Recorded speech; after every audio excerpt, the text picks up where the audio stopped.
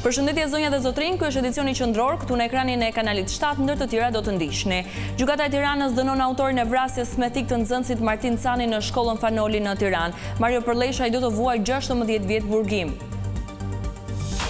Ish-presidenti Bamir Topi dëshmon në prokurorinë e posaçme për 21 janarin. Ish-kreu i shtetit pyetet nga hetuesit për vrasjen e 4 protestuesve. Gjyqtarët i konsiderojnë presion deklaratat e Ramës ndaj kushtetueses, përgjigjet kryeministri, bëra reformën në drejtësi, i mbroj magjistratët. Socialistët dërgojnë 6 emrat në seancë për avokatin e popullit, shpërfillet tërheqja e firmave nga opozita, demokratët braktisin procesin.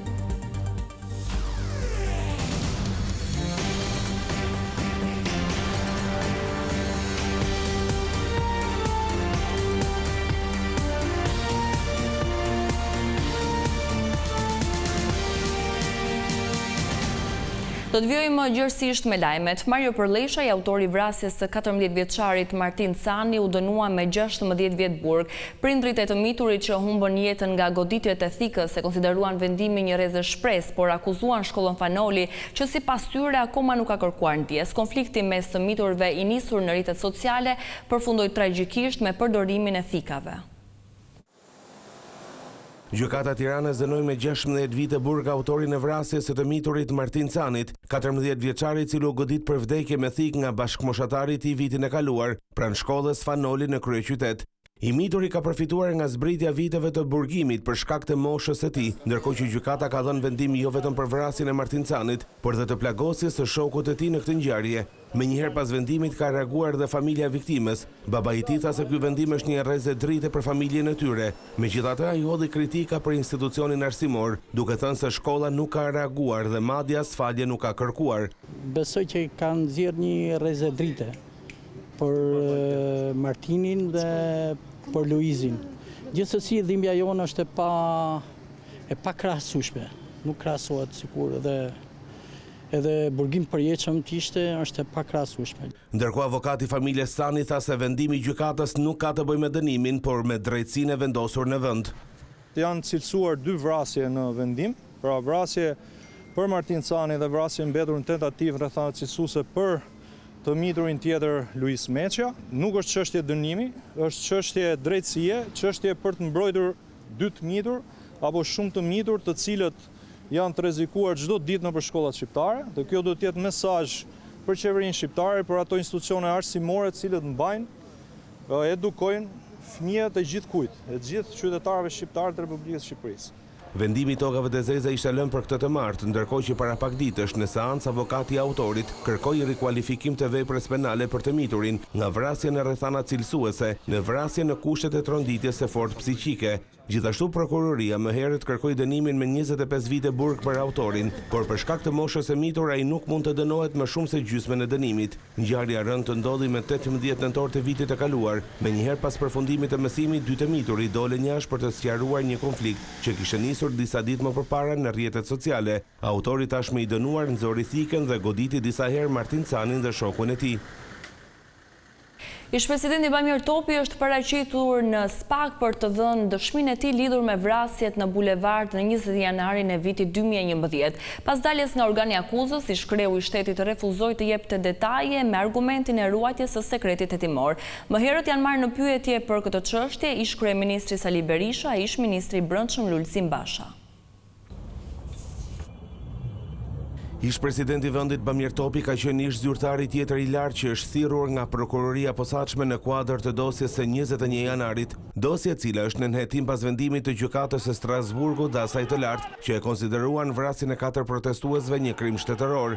Topi është thirrur në SPAK për të marrë në pyetje si person që ka djeni. Kjo është hera parë që ish-kreu i shtetit Bamir Topi thirret në strukturën e posaçme për këtë çështje. Kjo në kuadër të pozicionit të tij në kohën që u vran protestuesit në bulevardin Dëshmorët e Kombit.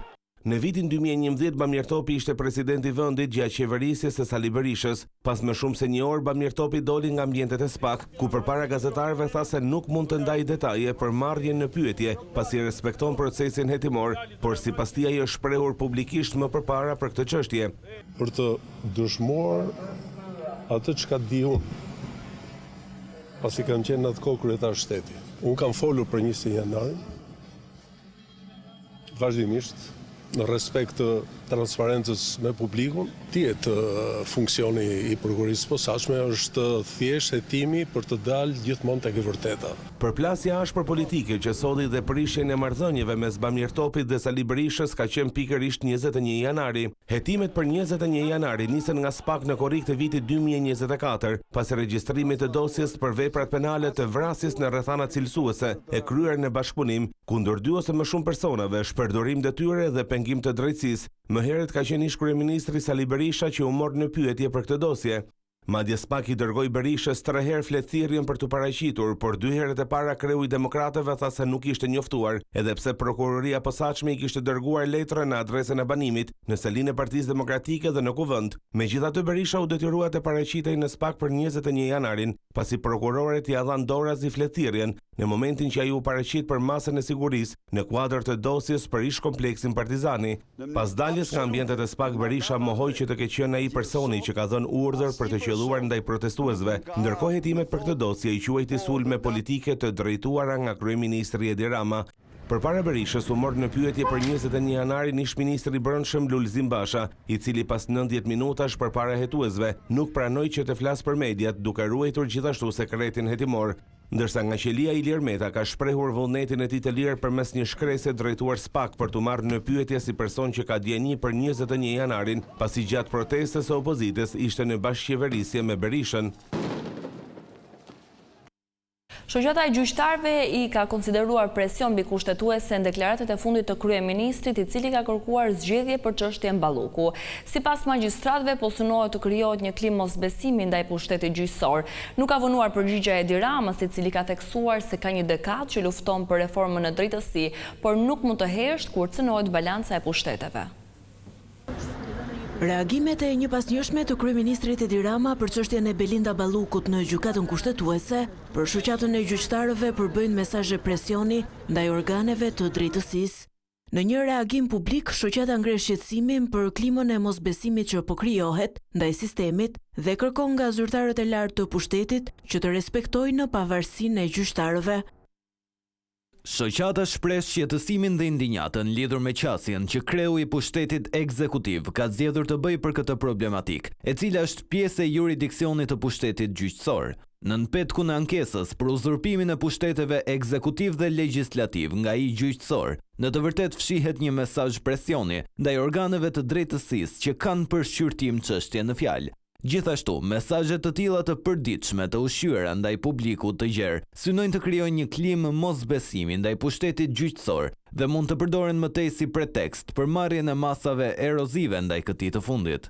Por kryeministri Edi Rama mohoi të bëhet fjalë për presion, duke ju kujtuar gjyqtarëve raste të tjera kur kundërshtarët e tij politik i kanë sulmuar. Në këtë rast, sipas Ramës, ai ka shprehur opinion për rrezikun që i shfaqet pushtetit ekzekutiv.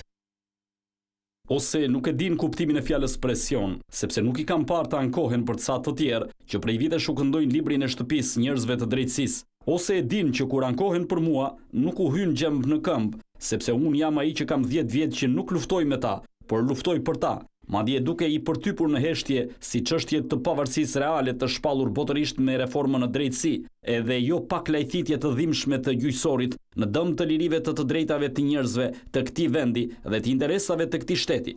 Mirëpo gabon shumë shoqata e gjyqtarëve nëse pret që unë të mbyll gojen e të mos ndaj me publikun opinionin tim, as edhe kur jam vetë palë në një gjyq kushtetues, për shkak se funksioni që mbuloj me votat e afro 1 milion shqiptarëve është goditur në pavarësinë e vet nga një prokuror e një gjykatës dhe rrezikon të gjymtohet për sot e për të ardhmen në shtyllën e vet kurrizore. Seanca në gjykatën kushtetuese për çështjen e Belinda Ballukut do të mbahet më 12 dhjetor. Gjykatës kushtetuese ju drejtua qeveria me kërkesë për të interpretuar nëse GKKO mund të pezullojë nga detyra një antar të qeverisë. Deklaratat e kryeministrit Rama për gjykatën kushtetuese, Sali Berisha i konsideroi si sulme ndaj drejtësisë. Në një konferencë për shtyp, kreu demokrat u ndal edhe tek nisma e paqes fiskale që sipas tij do të amnistojë paratë e krimit. Kryetari i Partisë Demokratike Sali Berisha akuzoi kryeministrin Edi Ramën se po ushtron presion mbi gjykatën kushtetuese. Në një konferencë me gazetarët, Berisha mbështeti reagimin e shoqatës së gjyqtarëve kundër qëndrimeve të kryeministrit Rama gjatë ditëve të fundit në lidhje me kushtetuesen. Sulmet ndaj gjykatës kushtetuese në këtë çështje janë të papara ndonjëherë në historinë e këtij vendi. Kërcënimet, paritja dhe metodat të tjera kriminale po përdoren nga mëngjesi gjendar. Unë vlerësoj reagim në shoqatës gjyqtarëve. E vlerësoj atë si një reagim në mbrojtje të ligjit dhe të kushtetutës. Ndërkaq Berisha kritikoi projektligjin për marrëveshjen e paqes fiskale, i cili sipas tij i hap rrugë pastrimit parave të drogës e krimit në Shqipëri.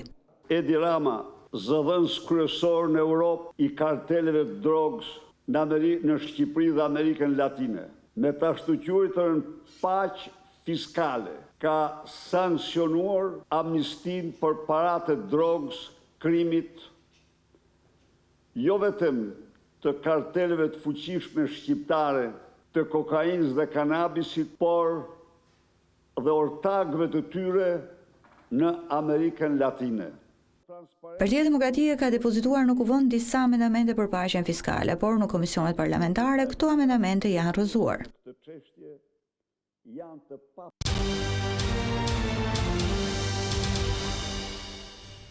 Gjashtë kandidatët për avokatin e popullit do t'i kalojnë parlamentit për miratim në seancën e të njëjtës. Ata do t'i nënshtrohen votimit edhe pse opozita deklaroi se kishte tërhequr firmat e saj mbështetëse. Partia Socialiste në Komision e Ligjeve vendosi të kalojë për votim në seancë plenare 6 emra për postin e avokatit popullit, pavarësisht se deputetët demokratë kanë tërhequr firmat për të gjithë kandidatët. 9 pro, 3 kundër.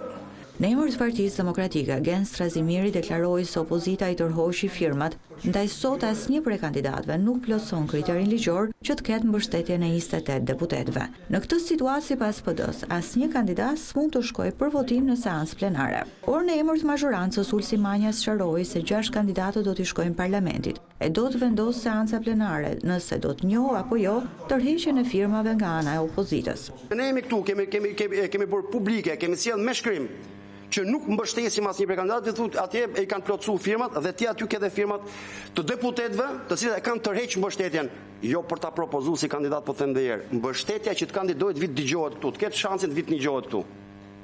Kaq. Po për t'ia kaluar seancës jo, nuk është dhënë asnjë firmë. Ne do t'i çojmë raportin me 6 kandidatët që plotësojnë kushtet dhe kriteret ligjore dhe meritën për të votuar në seancë për pozicionin e avokatit popullit.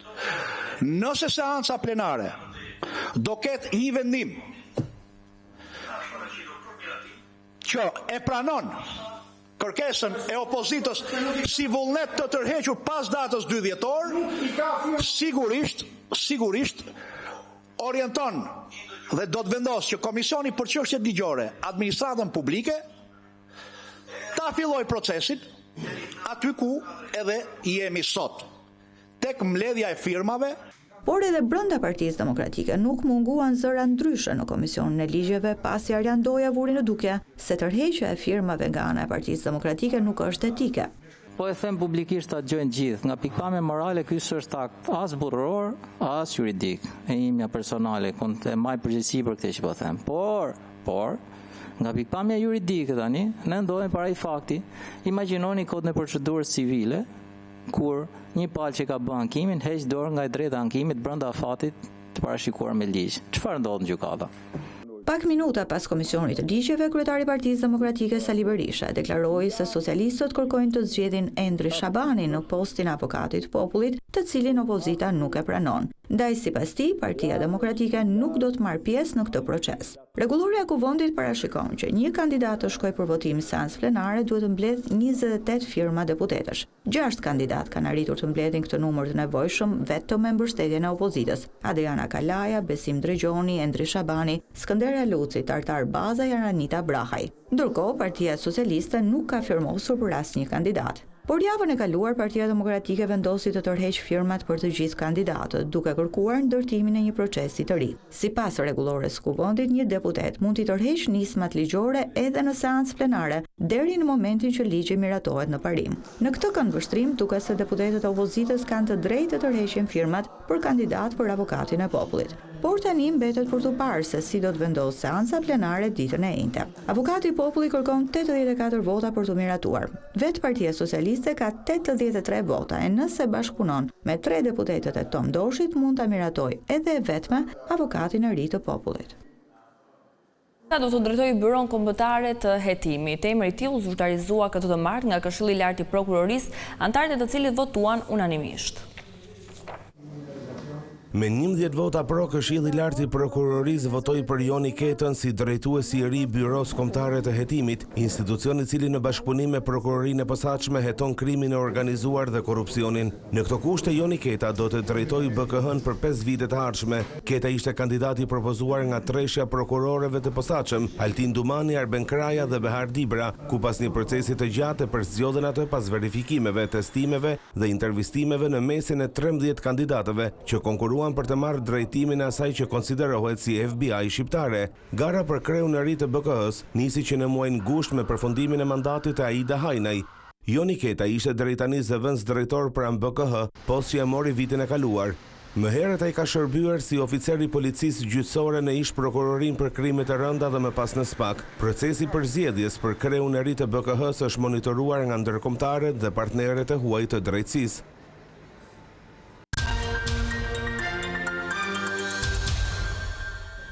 Gjysmëfinalja e parë e Albanians Got Talent u shoqërua me emocione të forta dhe performanca të jashtëzakonshme të konkurrentëve.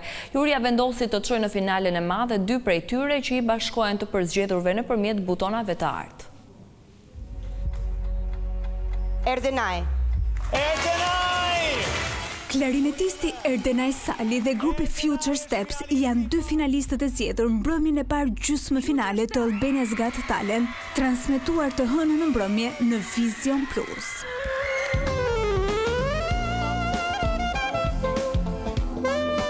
Erdenaj me klarinetën e tij ndezi skenën me një interpretim të pastër e plot shpirt. Loja e tingujve e bëri shpallin e tij finalist thuajse të pashmangshme.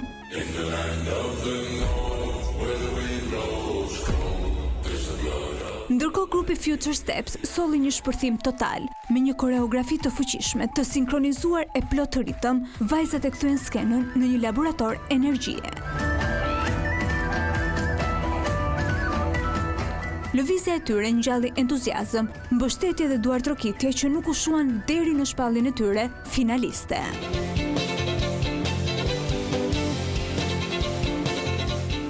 Që në hapje, dinamika ishte ndezur. 10 konkurrentë u ngjitën në skenë njëri pas tjetrit, duke sjellë performanca që e mbajtën publikun përpara ekranit.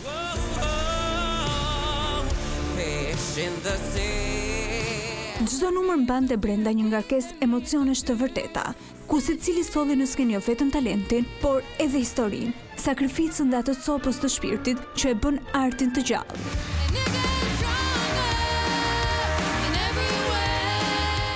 Emocione dhuruan edhe 2 artistet, Francesca dhe Alessia Casa, bateristi i talentuar Michael, këngëtarja Trinda Haxhiu, akrobatet Ebi dhe Paula e të tjerë, të cilët nuk mundën dot të vazhdonin më tej drejt finales së madhe.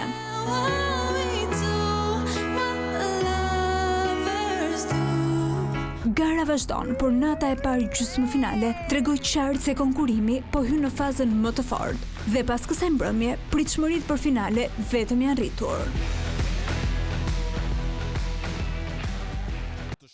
Kjo ishte gjithçka e përgatitur edhe për këtë edicion informativ. Unë ju falenderoj për vëmendjen tuaj. Bashkë, mirupafshim.